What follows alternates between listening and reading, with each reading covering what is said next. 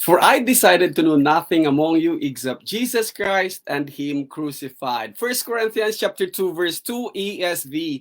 Jose Ronnie Boy Perez Cariaga speaking and saying, Blessed day everyone!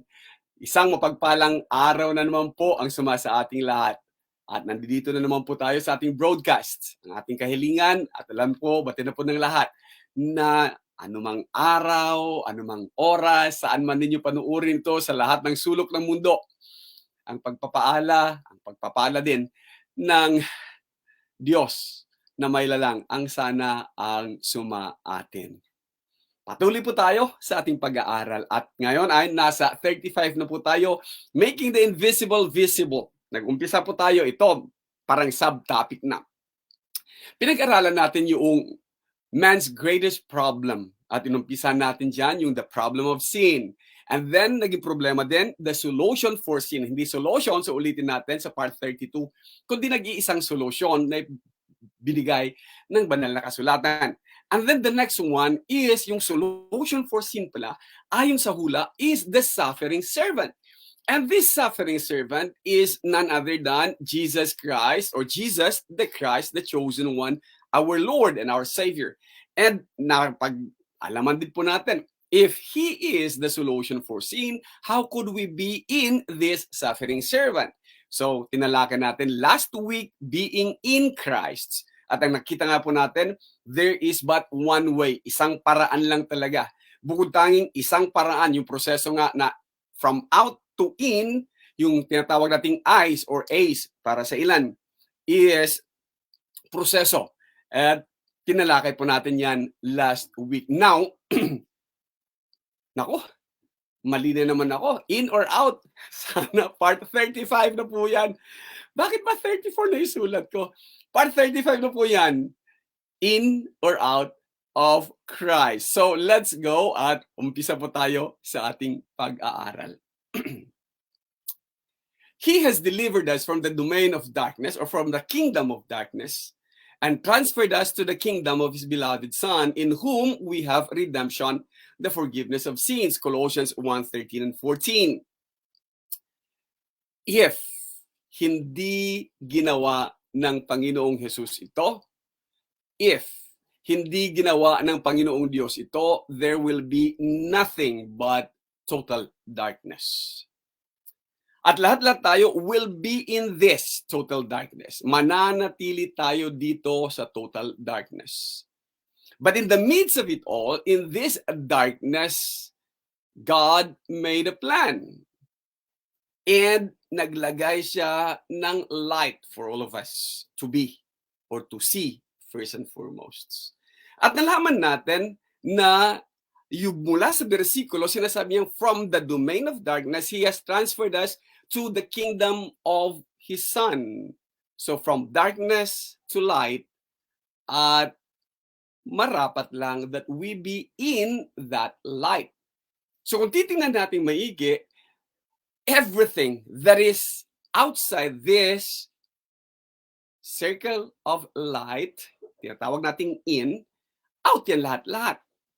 So, lahat ng mga wala doon sa bilog na puti, ang tawag natin doon ay out. At nakita din natin that outside of Christ, there is no redemption, there is condemnation, there is no new creation, there is no salvation. Because these things are found only in Christ.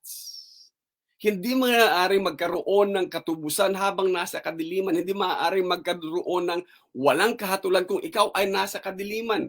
Hindi maaaring magkaroon ng bagong nilalang kung ikaw ay nasa kadiliman pa rin, at hindi mangyayaring magkaroon ka ng kaligtasan kung mananatili ka sa kadiliman.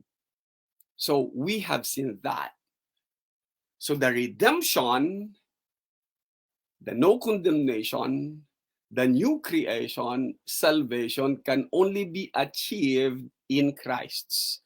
At nakita natin from out to in, nakita natin yung process na tinatawag na into or eyes sa Greek. Ito yung destination. Ito yung pinag-uusapan natin na mula sa labas, pupunta sa loob. Yan talaga ang proseso. At ang proseso na yan as we have seen and we have studied, is that it has been provided in the Bible. It has been provided in the teachings of the Holy Writ. So, uulitin natin. Maraming mga bulaang mga ministro, bulaang mga pastor na nagtuturo ng false teachings and presumptions. Nasasabihin nila upang mapakay Kristo ka, upang pagharian ka ni Kristo, upang maging Panginoon mo si Kristo, kailangan lang na ganito gawin mo. O upang magkaroon ka ng pagkatinubos, upang hindi ka nahatulan, upang magkaroon ka ng pagbabagong buhay at magkaroon ka ng kaligtasan, ito lang gagawin mo. Magkaroon ka ng pananampalataya, maniwala ka lang sa Diyos, manandangin ka lang sa Diyos, idalangin mo yung yung sinner's prayer, and then sumunod ka lang sa kanyang mga kautusan, then ikaw ay magkakaroon ng redemption, no condemnation, new creation, salvation. And that is absolutely mali, false. It sounds good, but it is not biblical. Kasi kung totoo lahat-lahat ang mga nasa labas ng mga bagay-bagay na to, then God is guilty of murder. Kasi kung titingnan nyo maigi, wala dyan ang Panginoong Jesus. Wala dyan yung ginawa niya. At kung titingnan din natin maigi, magiging double standard siya. Kasi nag-set siya ng kanyang parameter, nag-set siya ng kanyang kaparaanan upang ang tao ay mapatawad, upang ang tao ay mabayaran ang kanyang kasalanan. Yet, gagawa ngayon ang tao, gagawa ngayon ang marurunong matatalinong mga pastores at mga ministro o mga preachers sasabing ito dapat. Those are false teachings. Because we have seen that there is but one way. It is not what forgives, but who forgives. It is not what saves, but who saves. And even dito sa katuruang ito, nakita na natin isang kaparaanan lamang mula sa labas, papasok sa loob. At mula sa labas, walang kaligtasan, walang kapatawaran, walang katubusan. Meron lang dyan. Magkakaroon lang ng epekto yung ginawa niyang akuin. Ang bayad ng kasalanan natin, makikita natin yan doon lang kay Jesus. Kaya sabi niya, for in Christ Jesus, kayong lahat ay mga anak ng Diyos sa pamamagitan ng pananampalataya, sapagkat for as many of you as were baptized into Christ, andun yung process natin. From out to in, have put on Christ or have clothed yourselves with Christ.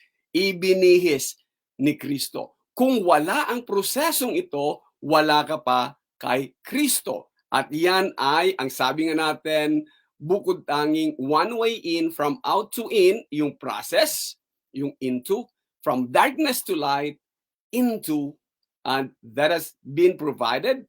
And kaya nga, ang sabi niya, hindi maaaring iakusahan ang mga taong gumagawa nito na they are saved by works because baptism, baptized into Christ, hindi active. You receive, you become passive. Ikaw ang receiver ng action. Kaya hindi pwedeng sabihin, it is work or it is works. And you clothe yourselves with Christ's. Tuloy po tayo sa pag-aaral nito. Ulitin natin. Hindi mo pwedeng akusahan na ang mga nabautismuhan kay Kristo ay ang bautismo ay gawa sapagkat hindi siya active. Hindi mo pwedeng gawin ito. Ginagawa ito sa iyo. Tuloy po tayo. So, yamang nakita na natin. Ang isang katanungan ngayon must be, na kay Kristo ka ba o wala? Kaya si Apostol Pablo nung kausap niya ang mga taga-Roma, tanong niya, hindi niyo ba nalalaman na lahat tayo, kasama sarili niya, na binautismuhan kay Kristo? Sa Bisaya, ngadto kang Kristo, Jesus, ay binautismuhan sa kanyang kamatayan. Ano pat? We were buried with Him. Tayong lahat nga ay inilubog na kalakip niya sa pamamagitan ng bautismo sa kamatayan. Kung inilubog, ibig sabihin, kung inilibing, ibig sabihin, covered. Hindi mangyayari na lubog mo is wisikan mo lang ng lupa, nalubog mo, nalibing na yon. Or di kaya ay buhusan mo lang ng tubig, buhusan mo din ng lupa, nalubog o nalibing na yon. We were buried with Him. The term is buried. In order that just as Christ was raised from the dead by the glory of the Father, tayo man din might walk in newness of life. Kaya nagkakaroon ng bagong buhay because of the process. So uulitin natin. Kung ang tao wala pa kay Kristo, kung ang tao ay hindi pa nagagawa ang mga bagay-bagay na ito, wala pa siya sa loob ni Kristo kagaya ng pagpapakita natin sa ating screen sa ngayon. Kung wala ka sa puting bilog na to, you are still out of Christ. And being out of Christ, hindi mo pa tinatanggap ang mga bagay-bagay na ito. Kung hindi ka pa nabautismuhan kay Kristo mula sa kadiliman papunta sa liwanag na to, wala pa sa iyo to, hindi ka pa nailibing na kalakip niya, hindi ka pa lumalakad na may bagong buhay, newness, hindi ka pa napapatawad sa iyong kasalanan, hindi ka pa natutubos mula sa pagkakasadlak sa kasalanan niyan, hindi ka pa natatatakan ng banal na Espiritu Santo, hindi ka pa nadadagdag ng Diyos o ng Panginoong Diyos sa mga nangaliligtas, at higit sa lahat, wala kang katiyakan sa iyong kaligtasan sapagkat ang lahat-lahat ng mga bagay-bagay na to ay matatagpuan lang kay Kristo. Doon lamang in Christ, at hindi yan matatagpuan kahit ilagay mo yan sa out, hindi mo nga siya mabasa kung ilagay mo yan out. So it cannot be claimed by those outside. Hindi pwedeng sabihin ng isang nasa labas pa ni Kristo, hindi pa naranasan ang bagay na natalakay natin, yung bagay na mga bagay na to. Kung nasa labas ka pa ni Kristo, kahit anumang sigaw na sabihin mong, Jesus is Lord, Jesus is my Lord, and I am a Christian, hindi po mangyayari yan. Because outside of Christ, mananatili ka na walang kapatawaran, walang katubusan, walang Kristo sa buhay. Paano nangyari yon? Isa po ako sa nagsasabing ako ay na kay Kristo. Diretsahan kong sasabihin, I have been baptized into Christ, I have been buried with Him, I am walking in newness of life, I know I have been forgiven, I have been redeemed from my sins, I have the seal of the Holy Spirit, I have been added to the saved, to the church, and I'm sure about my salvation. Nakakatiyak po ako, hindi po pagmamayabang ang katiyakan ng kaligtasan ko kay Kristo. Ngunit kung ilalagay po natin sa liwanag ang buhay ni Ronnie, kung sasabihin po natin ng bawat isa, okay, sige nga Ronnie, tingnan nga natin ang buhay mo. So Ronnie's life will be like this. Alam naman natin na mayroon akong shortcomings. Marami po akong shortcomings, hindi lang mangilan-ilan. Alam din ng lahat-lahat na hard-headed po, or tawag na iba, bull-headed. Matigas ang ulo. At alam din ng karamihan na hindi ako perfecto. Higit sa lahat, hindi po ako masunurin sa lahat-lahat ng mga bagay-bagay. Alam ko, God will be leading me to that, but then I'll be doing something else. So, nagiging disobedient din po ako. And I know, in the eyes of men, at times I am unrighteous. Hindi tama yung ginagawa. And even, I tried so hard na hindi mag-commit ng sin, hindi magkasala, but I do commit sin. Either that be sadya or hindi. And alam ko, hindi ako karapat-dapat. Ngunit alam ko din na magkaminsan selfish ako.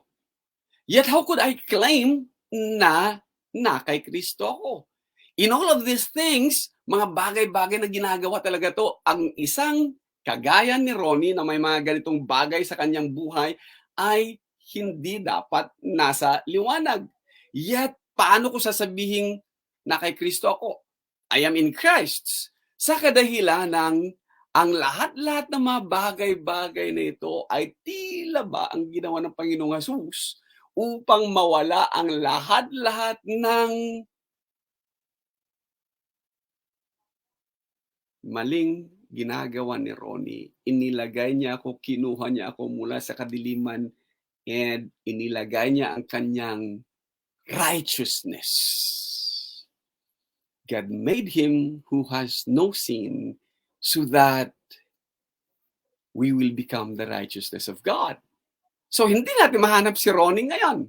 Hindi mo makita si Ronnie ngayon nasa kadiliman, sa lahat-lahat ng mga bagay-bagay na it has been covered by His brightness, by His blood. Kaya, paano mo sasabihin makikita mo itong mga bagay-bagay na kasalanan ni Ronnie? Ang makikita lang ng Diyos is that all of these things. And hindi niya makikita yung mga pagkukulang ko because I am in Christ. Is this possible? Yes. Maaari nga ba na ang buhay ni Ronnie na ganito kadami at hindi karapat-dapat ay mai-impute sa kanya itong mga bagay-bagay na ito? Yes. Why is that? Nandito po ang bersikulo. Kung ilalagay niyo ang buhay ni Ronnie sa side at titingnan natin maigi ang Colossus Kabanatang 3, 1 hanggang 4, it says, if then you have been raised with Christ, I have been raised with Christ. Seek the things that are above. Paano ka ma-raise in Christ? I have been buried with Him. I have been dead, buried with Him, raised with Him through baptism na pinag-usapan natin, Roma 6:3-4. Seek the things that are above, for Christ is seated at the right hand of God. I am seeking daily Christ. Set your minds on things that are above, not on things that are on earth. Yes, I do seek and I do set my mind on things above, and I do things for the glory of God. For you have died, and your life is hidden with Christ in God. Teka lang. Magandang usapin to. Why is that? Because sinabi niya that my life, though imperfect as it is, ang sabi niya is hidden with Christ in God. It has been consumed by the cross of Christ. Tingnan niyo maigi. Inubos na. Winala na lahat-lahat ang disobedience. Winala na lahat-lahat ang imperfections. Winala na lahat-lahat ang unrighteousness because of these things. Beautiful passage. Kaya kung tatagalugin natin, tingnan nyo maigi, sapagkat kayo nangamatay na at ang inyong buhay ay natatagong kasama ni Kristo. Ang buhay ni Ronnie na napakaraming kamalian. At sabi niya, pagka si Kristo na ating buhay ay mahahayag na rin kayo na kasama niya sa kaluwalhatian. So, everything na meron si Ronnie ay nabura dahil ang buhay niya, imperfect as it may seem or imperfect as it is, burado kay Kristo Jesus. Ang nakikita lang ng Diyos ay bukod tanging malinis na record. And one more thing, when God forgives, He forgets. Sa mga igsuon na akong mga Bisaya, sulusama ni ini ang ginasulti niya, kaya na nga matay kamo og ang inyong kinabuhi na tago uban kang Kristo diya sa Dios. Sa diya nga si Kristo nga mao ang atong kinabuhi gigapadayag na nan kamo usab igapadayag uban kaniya sa himaya. Unsaon pa man pagtan-aw sa Dios nga duna ko'y mga sala, samtang ang himaya niya, samtang ang kaayon niya mao may naglukob sa tibuok na akong kinabuhi. Unsa pa may makit-an sa Dios nga sala diha nako. Kaya tama si Juan. If we are in the light, as He is in the light, we have fellowship one with another. And next week po natin, talakayin niyang salvation issue na yan. Next week din po natin titingnan maigi, bakit may mga Kristiyano na kahit na kay Kristo, hindi sila nakatitiyak ng kanilang kaligtasan. Partly because they still believe na kaya nilang gawin.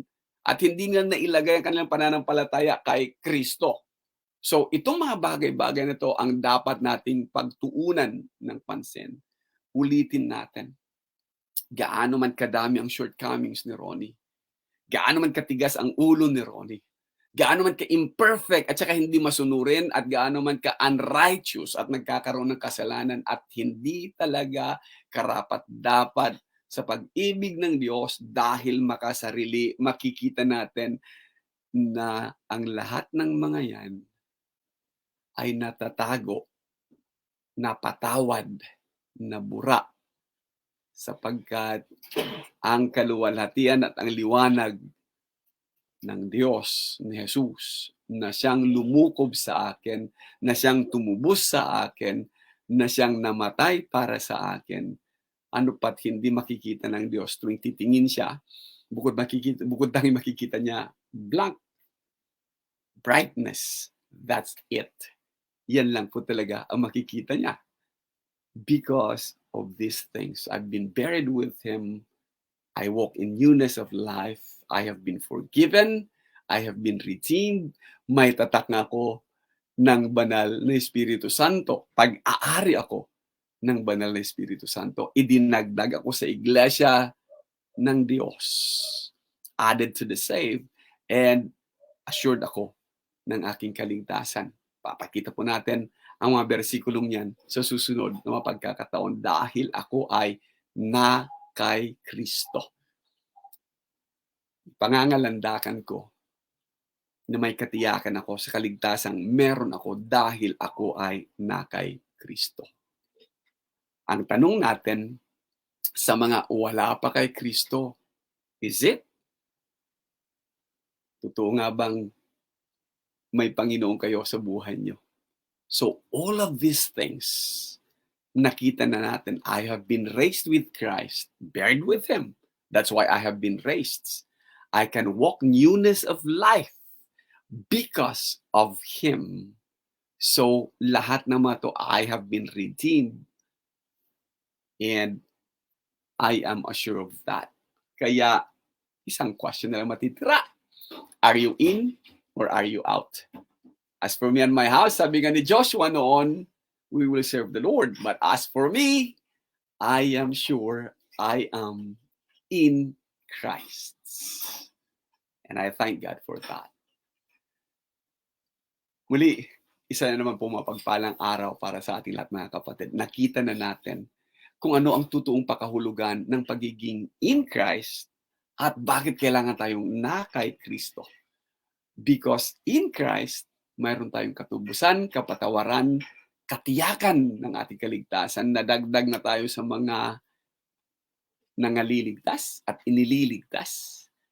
At tayo man din, ang buhay natin ay natatagong kasama ni Kristo sa Diyos. So, every time, whenever God looks down, pagkatitingin ng Diyos, hindi niya nakikita si Ronnie, nakikita niya ang kanyang anak o ang dugo ng kanyang anak na nakalukob sa buong katauhan ni Ronnie Cariaga. Sana po, anyayahan ko kayo na isipin din ninyo na dapat ang isang tao ay na kay Kristo na. Salamat!